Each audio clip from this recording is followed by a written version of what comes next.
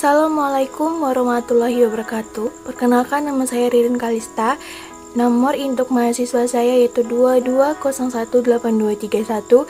Saya berasal dari Fakultas Bahasa dan Seni dengan jurusan S1 Pendidikan Bahasa Inggris. Pada kesempatan kali ini, saya akan memaparkan tentang materi yang ada pada mata kuliah Pendidikan Pancasila. Materi yang pertama yaitu mengenai konsep, urgensi, landasan, dan tujuan pendidikan Pancasila. Menelusuri konsep dan urgensi Pancasila dalam arus sejarah bangsa Indonesia, yang pertama yakni mengenai periode pengusulan Pancasila. Jauh sebelum periode pengusulan Pancasila, cikal bakal munculnya ideologi bangsa itu diawali dengan lahirnya nasionalisme yang menjadi pembuka ke pintu gerbang kemerdekaan bangsa Indonesia.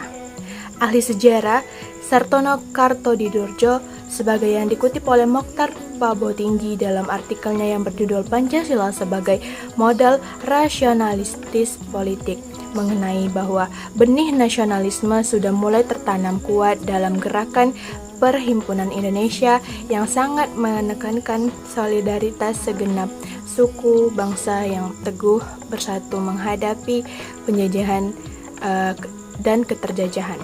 Kemudian diusul lahirnya Sumpah Pemuda 28 Oktober 1928 merupakan momen-momen perumusan diri bagi bangsa Indonesia. Kesemuanya itu merupakan modal politik yang awal sudah dimiliki oleh tokoh-tokoh pergerakan, sehingga sidang-sidang maraton BPUPKI yang difasilitasi Laksamana Maeda tidak sedikit pun ada intervensi dari pihak penjajah Jepang.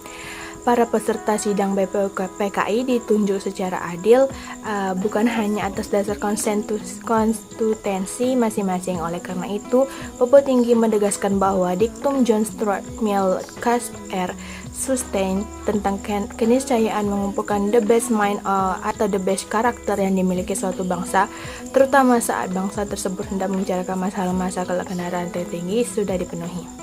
Dengan demikian, Pancasila tidaklah sakti dalam pengertian mitologis, melainkan sakti dalam pengertian berhasil memenuhi keabsahan prosedural dan keabsahan esensial sekaligus.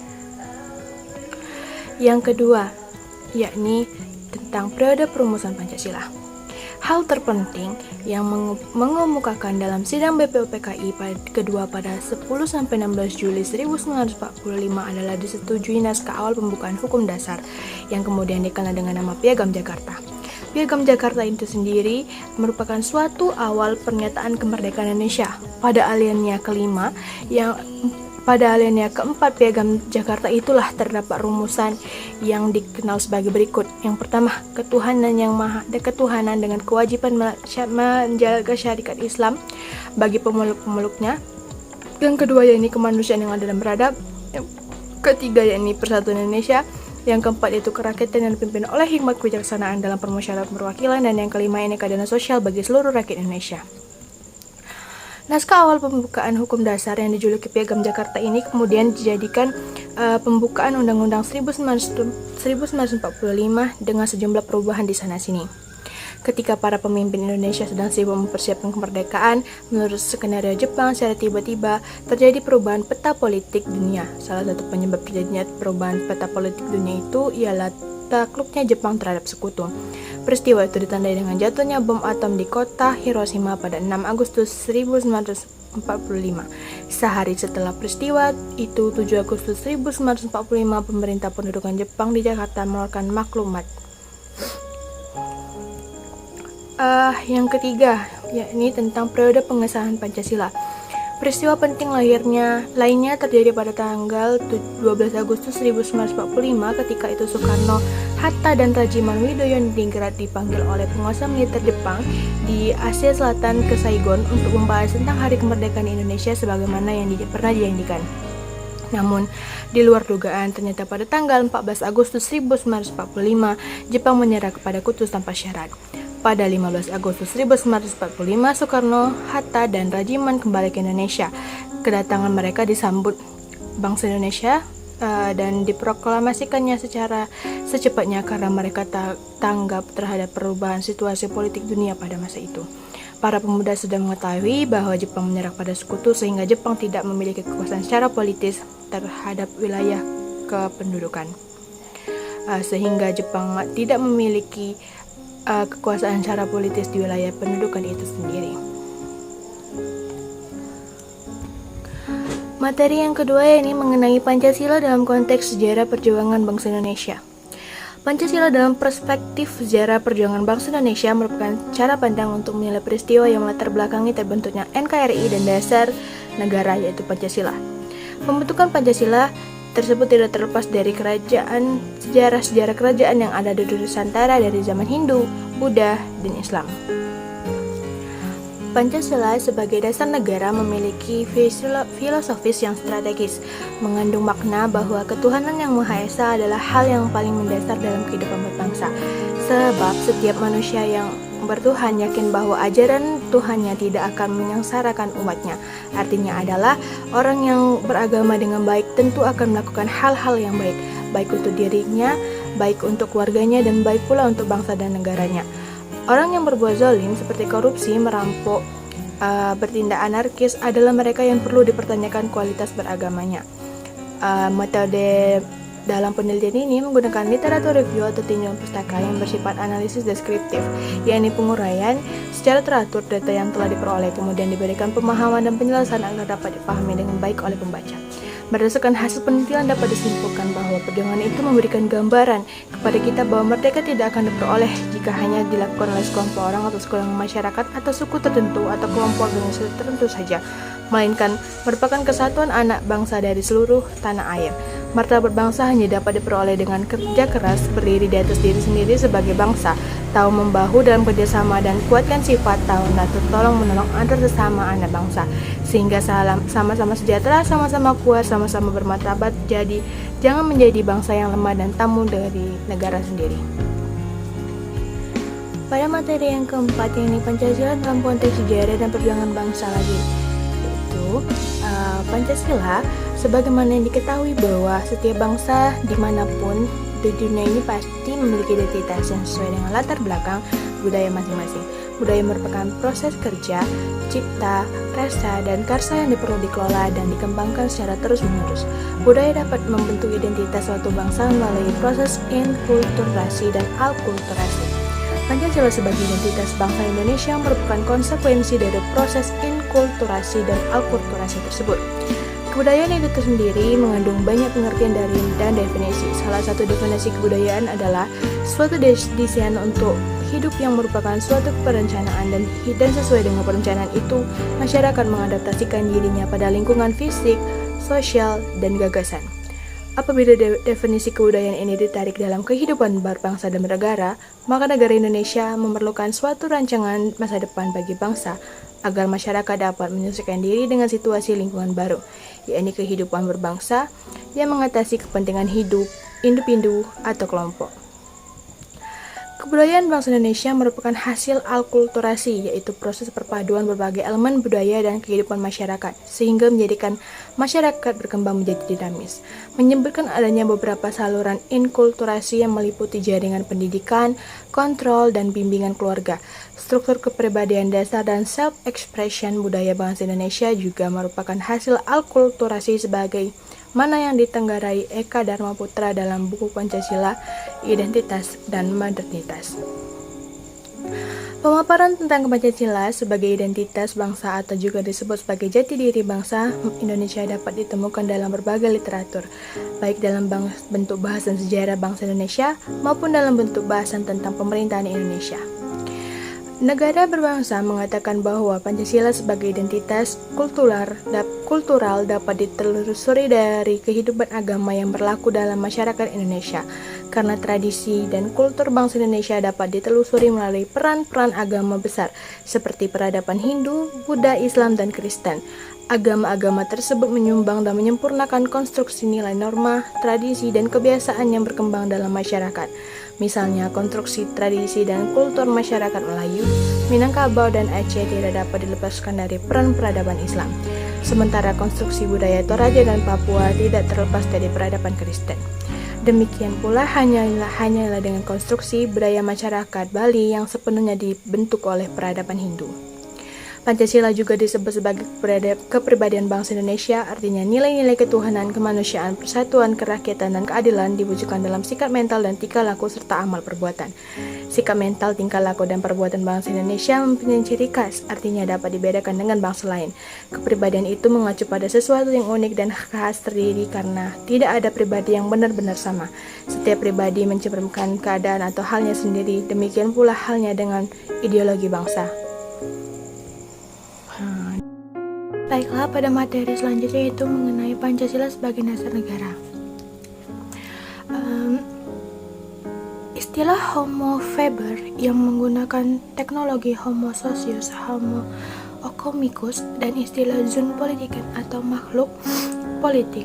Istilah-istilah tersebut merupakan predikat yang melekat pada ekstensi manusia. Selain itu, predikat-predikat tersebut mengisyaratkan bahwa interaksi antar manusia dapat dimotivasi oleh sudut pandang, kebutuhan, atau kepentingan masing-masing. Akibatnya, pergaulan manusia dapat bersamaan, berbeda, atau bertentangan satu sama lain. Bahkan meminjam istilah Thomas Hobbes, manusia yang satu dapat menjadi serigala bagi yang lain. Oleh karena itu, agar tercipta kondisi yang harmonis dan tertib dalam memenuhi kebutuhannya, dalam memperjuangkan kesejahteraan manusia membutuhkan negara. Sejalan dengan pengertian negara, Diponolo menyimpulkan 3 unsur yang menjadi syarat mutlak bagi adanya negara, yaitu yang pertama ini unsur tempat atau daerah, wilayah atau teritorial. Yang kedua ini unsur manusia atau umat atau rakyat atau bangsa. Yang ketiga ini unsur organisasi atau tata kerjasama atau tata pemerintahan. Ketiga unsur tersebut lazim dinyatakan sebagai unsur konstitutif. Selain unsur konstitusi, pada juga unsur lain yaitu unsur deklaratif. Dalam hal ini pengakuan dari negara lain berbicara tentang negara. Perspektif tata negara paling tidak dapat dilihat dari 2 pendekatan. Bentuk negara, sistem pemerintahan, dan tujuan negara seperti apa yang ingin diwujudkan serta bagaimana cara atau jalan mewujudkan tujuan negara tersebut akan ditentukan oleh dasar negara yang dianut oleh negara yang bersangkutan. Dengan kata lain, dasar negara akan menentukan bentuk negara, bentuk dan sistem pemerintahan, dan tujuan negara yang ingin dicapai serta jalan apa yang ditempuh untuk mewujudkan satu tujuan negara. Konsekuensi Pancasila sebagai dasar negara bagi negara Republik Indonesia antara lain ini negara Indonesia merupakan negara kesatuan yang berbentuk republik. Pasal tersebut menjelaskan hubungan Pancasila, tepatnya sila ketiga, dengan bentuk negara yang dianut lebih Indonesia, yaitu sebagai negara kesatuan dan bukan negara serikat. Lebih lanjut, pasal tersebut menegaskan bahwa Indonesia menganut bentuk negara republik, bukan despot atau absolutisme yang sewenang-wenang. Konsep negara republik sejalan dengan sila kedua dan keempat, yaitu negara hukum yang demokratis. Pada materi ke-6 masih sama dengan materi sebelumnya, yaitu para ahli berpendapat bahwa amoeba atau bintang berasal dari satu hidup pun memiliki tujuan. Apalagi manusia pasti memiliki tujuan hidup. Demikian pula suatu bangsa mendirikan negara pasti ada tujuan untuk apa negara tersebut didirikan. Secara teoretik ada beberapa tujuan negara, di antaranya dapat digambarkan secara sistematik sebagai berikut. Yaitu tujuan negara itu dibentuk yaitu agar kekuatan atau kekuasaan dan kebesaran keagungan sebagai tujuan negara, kepastian hidup, keamanan dan ketertiban sebagai tujuan negara, kemerdekaan sebagai tujuan negara, keadilan sebagai tujuan negara, kesejahteraan dan kebahagiaan hidup sebagai tujuan negara. Hal ini diperkuat dengan secara etimologis. Istilah dasar negara maknanya identik dengan istilah norma dasar atau citra hukum atau citra negara atau dasar filsafat negara. Banyaknya istilah dasar negara dalam kosakata bahasa asing menunjukkan bahwa dasar negara bersifat universal, dalam arti setiap negara memiliki dasar negara. Secara terminologis atau secara dasar, negara dapat diartikan sebagai landasan dan sumber dalam membentuk penyelenggaraan negara. Dasar negara juga dapat diartikan sebagai sumber dari sumber segala hukum negara. Secara teoretik Islam, istilah dasar negara mengacu kepada pendapat Hans Kelsen disebut a basic norm atau Grundnorm. Norma dasar ini merupakan norma tertinggi yang mendasari kesatuan sistem norma dalam masyarakat yang teratur, termasuk di dalam negara yang sifatnya tidak berubah. Malinowski menjelaskan bahwa dalam suatu negara yang merupakan kesatuan tatanan hukum terdapat suatu kaidah tertinggi. Dalam tataan kesatuan dalam negara disebut stas fundamentaler yang untuk Indonesia berupa Pancasila. Dan dalam pandangan yang lain, pengembangan teori dasar negara dapat diambil dari pidato Mr. Supomo. Dalam penjelasannya, kata cita negara merupakan penerjemah dari kata Staatsheid yang terdapat dalam kepustakaan Jerman dan Belanda. Kata asing itu menjadi terkenal setelah beliau menyampaikan pidatonya dalam rapat pleno Badan Penyelidik Usaha-usaha Persiapan Kemerdekaan Indonesia pada 31 Mei 1945. Sebagai catatan, Supomo menerjemahkan Staatsheid dengan dasar pengertian negara atau aliran pikiran negara.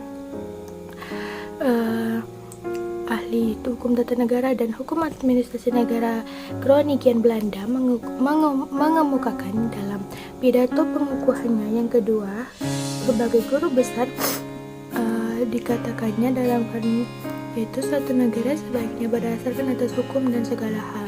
Senada, Plato Aristoteles memberikan pandangannya bahwa suatu negara yang baik adalah negara yang diperintahkan oleh konstitusi dan kedaulatan hukum sebagai suatu ketentuan peraturan yang mengikat norma hukum memiliki sifat yang berjenjang atau bertingkat.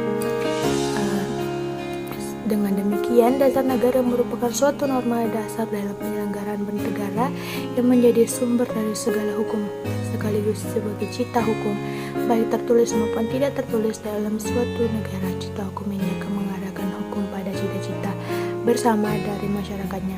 Cita-cita ini mencerminkan kesamaan-kesamaan kepentingan di antara sesama warga masyarakat.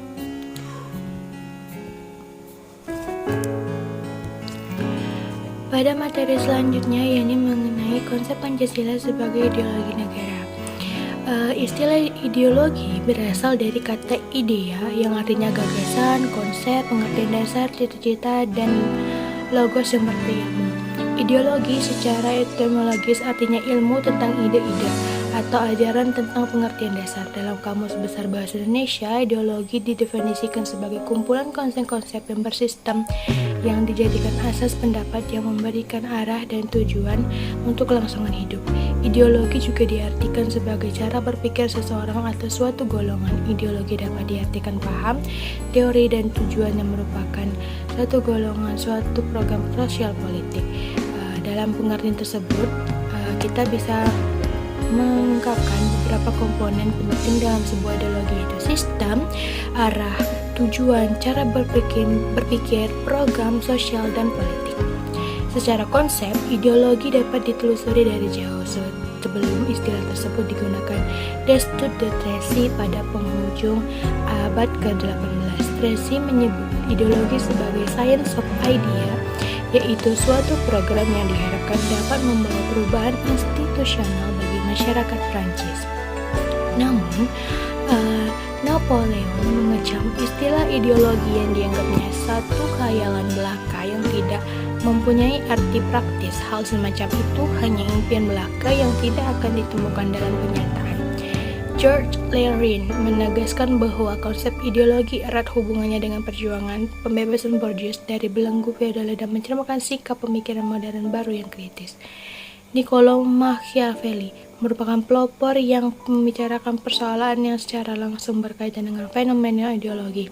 Machiavelli mengamati praktik politik para pangeran dan mengamati pula tingkah laku manusia dalam politik, meskipun ia tidak menggunakan istilah ideologi sama sekali. Ada 3 aspek dalam konsep ideologi yang dibahas Machiavelli, yaitu agama, kekuasaan, dan domisili. Machiavelli melihat bahwa orang-orang zamannya lebih dahulu memperoleh kebebasan. Hal tersebut lantaran perbedaan yang terletak dalam pendidikan yang didasari pada perbedaan konsepsi keagamaan.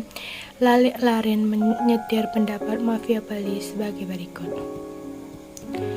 Sikap menggunakan kekuatan yang terbuka dan tidak berkedok. Machiavelli melanjutkan analisisnya tentang kekuasaan dengan mengatakan bahwa meskipun menjalankan kekuasaan memerlukan kualifikasi yang baik seperti menepati janji, belasan kasih, tulus, ikhlas, penguasa tidak perlu memiliki semua persyaratan itu, tetapi ia harus tanpa secara meyakini memiliki kesemuanya itu. Ungkap Machiavelli tersebut dikenali dengan istilah adiagium, tujuan menghalalkan segala macam cara.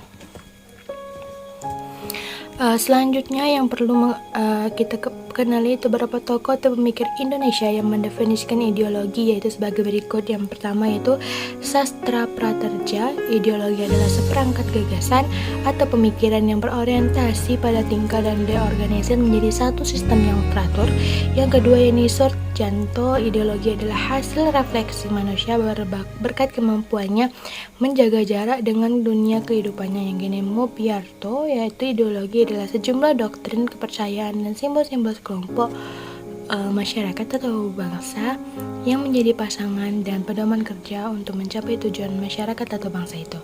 Selanjutnya, untuk melengkapi definisi tersebut, perlu kita ketahui juga bahwa beberapa teori ideologi yang dimiliki oleh tokoh-tokoh pemikir ideologi itu sebagai berikut. Yang pertamanya Martin Seligger, yaitu ideologi sebagai sistem kepercayaan. Yang kedua yakni Alvin Goldner, yaitu ideologi sebagai proyek nasional. Dan yang ketiga yakni itu saja materinya. Sastra Paja menenggarai beberapa karakteristik kebudayaan global, yaitu sebagai berikut. Yang pertama, berbagai bangsa dan kebudayaan menjadi lebih terbuka terhadap pengaruh timbal balik. Yang kedua, ini pengakuan akan identitas dan keanekaragaman masyarakat dalam berbagai kelompok. Yang ketiga, masyarakat yang memiliki ideologi dan sistem nilai yang berbeda bekerja sama dan bersaing. Yang keempat, ini kebudayaan global merupakan suatu yang khas secara utuh dan kelima nilai hak asasi manusia, kebebasan, dan demokrasi. Berdasarkan karakteristik global tersebut, maka perlu ditelusuri fase-fase pengembangan globalisasi sebagai bentuk tantangan terhadap ideologi Pancasila. Adapun fase-fase perkembangan globalisasi yaitu sebagai berikut. Yang pertama ini fase embrio, fase pertumbuhan yang meliputi abad ke-18, fase take off, fase perjuangan hegemoni, fase ketidakpastian, dan fase kebudayaan global. Sebagai warga negara, kita perlu memahami kedudukan Pancasila sebagai ideologi negara, karena ideologi Pancasila menghadapi tantangan dari berbagai ideologi di dunia dalam kebudayaan global. Pada bagian ini, perlu diidentifikasikan unsur-unsur yang mempengaruhi ideologi Pancasila sebagai berikut. Yang pertama seperti unsur ateisme yang terdapat dalam ideologi Marxisme, unsur individualisme, dan unsur kapitalisme. Salah satu dampak yang dirasakan dari kapitalisme ialah munculnya gaya hidup konsumtif. Pancasila sebagai ideologi selain menghadapi tantangan dari ideologi-ideologi besar dunia, juga menghadapi tantangan dari sikap dan perilaku kehidupan yang menyimpang dari norma-norma masyarakat umum. Tantangan itu meliputi antara lain terorisme dan narkoba. Setelah bagaimana yang telah diinformasikan oleh berbagai media bahwa terorisme dan narkoba merupakan ancaman terhadap keberlangsungan hidup bangsa Indonesia dan ideologi negara. Beberapa unsur ancaman yang ditimbulkan oleh aksi terorisme antara lain yaitu rasa takut dan cemas. Aksi terorisme dengan ideologi menebarkan ancaman terhadap bangsa, dan investor asing tidak berani menanamkan modal di Indonesia. Pada materi selanjutnya ini itu mengenai Pancasila sebagai sistem filsafat. Pancasila merupakan suatu sistem mendasar dan fundamental karena mendasari seluruh kebijakan penyelenggaraan negara. Ketika suatu sistem bersifat mendasar dan fundamental, maka sifat tersebut dapat dinamakan sebagai sistem filsafat. Pengertian filsafat yaitu suatu proses kritik terhadap kepercayaan dan sikap yang dijunjung tinggi, lebih mengacu pada arti refleksif, yaitu sikap terbuka dan toleran dan mau melihat sesuatu dari segala sudut persoalan tanpa prasangka. Pengertian misalnya sebagai pernyataan dari Voltaire yang berbunyi, manusia mengorbankan seluruh paruh hidupnya untuk mencari uang, sedangkan separuh waktunya lain justru manusia mengorbankan uang untuk meraih kembali kesehatan. Mengapa Pancasila dikatakan sebagai filsafat? Ada beberapa alasan yang dapat ditujukan untuk menjawab pertanyaan ini. Seperti dalam Undang BPUPKI 1 Juni 1945, Soekarno memberi judul pidatonya dengan nama Philosophisch Grundslag daripada mereka daripada Indonesia merdeka. Adapun pidatonya yaitu menjelaskan bahwa istilah filosofi konservatisme merupakan dua istilah yang syarat dan dengan nilai-nilai filosofis. Diyarka membedakan antara filsafat dan Weltanschauung. Filsafat lebih bersifat teoritis dan abstrak, yaitu cara berpikir dan memandang realita dengan sedalam-dalamnya untuk memperoleh kebenaran. Weltanschauung lebih mengacu pada pandangan hidup yang bersifat praktis. Pancasila dasar filsafat negara. Nilai-nilai filosofis yang terkandung dalam sila-sila Pancasila mendasari seluruh peraturan hukum yang berlaku di Indonesia. Artinya nilai ketuhanan, kemanusiaan, persatuan, kerakyatan, dan keadilan harus mendasar seluruh peraturan perundang-undangan yang berlaku. Undang-undang tersebut memuat sila pertama dan sila kedua yang mendasar permasalahan semangat dan untuk menolak segala bentuk pornografi yang tidak sesuai dengan nilai-nilai agama dan martabat kemanusiaan. Pancasila sebagai genetivitas objectus, artinya nilai-nilai Pancasila dijadikan sebagai objek yang dicari landasan filosofinya berdasarkan sistem-sistem dan cabang filsafat yang berkembang di Barat. Misalnya Nathagonagoro menganalisis Pancasila berdasarkan pendekatan substansialistik filsafat Aristoteles sebagaimana yang dapat dalam karya yang berjudul Pancasila Ilmu yang Populer. Pancasila sebagai genetivitas subjektus, artinya nilai-nilai Pancasila dipergunakan untuk mengkritik sebagai aliran filsafat yang berkembang, baik untuk menemukan hal-hal sesuai dengan nilai-nilai Pancasila maupun untuk menilai hal-hal yang tidak sesuai dengan Pancasila itu sendiri. Materi yang selanjutnya ini mengenai tentang Pancasila sebagai sistem etika. Istilah etika berasal dari bahasa Yunani ethos yang artinya tempat tinggal, yang biasa pandang, rumput, kandang, kebiasaan, adat, watak, perasaan, sikap, dan cara berpikir. Secara etimologis, etika berarti ilmu tentang segala sesuatu yang biasa dilakukan atau ilmu tentang adat dan kebiasaan. Dalam arti ini, etika berkaitan dengan kebiasaan hidup yang baik, tata cara hidup yang baik pada ciri seseorang maupun masyarakat. Kebiasaan hidup yang baik ini dianut dan diwariskan dari suatu generasi ke generasi lain. Dalam artian ini, etika sama maknanya dengan moral. Etika dalam arti yang luas ialah ilmu yang membahas tentang kriteria baik dan buruk. Etika pada umumnya dimengerti sebagai pemikiran filosofis mengenai segala sesuatu yang dianggap baik atau buruk dalam perilaku manusia. Etika selalu terkait dengan masalah ini, nilai, sehingga perbincangan tentang etika pada umumnya membicarakan tentang masalah nilai. Freudisi menerapkan bahwa nilai itu merupakan kualitas yang tidak real karena nilai itu tidak ada untuk dirinya sendiri. Nilai yang membutuhkan pengembangan untuk berada, misalnya nilai kejujuran melekat pada sikap dan kebenaran seseorang. Istilah nilai pengandung Lessig menjelaskan bahwa dengan nilai sebagaimana pengertian butir kelima, yaitu standar fundamental yang menjadi pegangan bagi seseorang dalam bertindak, merupakan kriteria yang penting untuk mengukur karakter seseorang. Nilai sebagai standar fundamental ini pula yang diterapkan seseorang dalam pergaulannya dengan orang lain, sehingga perbuatannya dapat dikategorikan etis atau tidak. Namun tahukah kita bahwa dalam bahasa pergaulan orang acap kali mencampurkan istilah etika dan etiket, padahal keduanya mengandung perbedaan makna yang hakiki. Etika berarti moral, sedangkan etiket lebih mengacu kepada pengertian sopan santun, adat istiadat. Jika dilihat dari kata asal usulnya, kata etika berasal dari kata ethos, sedangkan etiket berasal dari kata etiquette. Keduanya memang mengatur perilaku manusia secara normatif, tetapi etika lebih mengacu ke filsafat moral yang merupakan kajian kritis yang tentang baik dan buruk, sedangkan etiket mengacu kepada cara yang tepat yang diharapkan serta ditentukan dalam suatu komunitas tertentu. Contoh mencuri termasuk pelanggaran moral, tidak penting apakah dia mencuri dengan tangan kanan atau tangan kiri. Etiket misalnya terkait dengan tata cara berperilaku dalam pergaulan, seperti makan dengan tangan kanan yang lebih sopan dan atau beretiket. Materi selanjutnya ini mengenai Pancasila menjadi dasar nilai pengembangan ilmu. Iptek yang gayut dengan nilai budaya dan agama, sehingga pengembangan iptek harus senantiasa dijadikan atas sikap human religius. Iptek yang berkembang di ruang hampa nilai justru akan menjadi bumerang yang membahayakan aspek kemanusiaan. Pancasila sebagai ideologi negara merupakan kristalisasi nilai-nilai budaya dan agama dari berbagai bangsa Indonesia.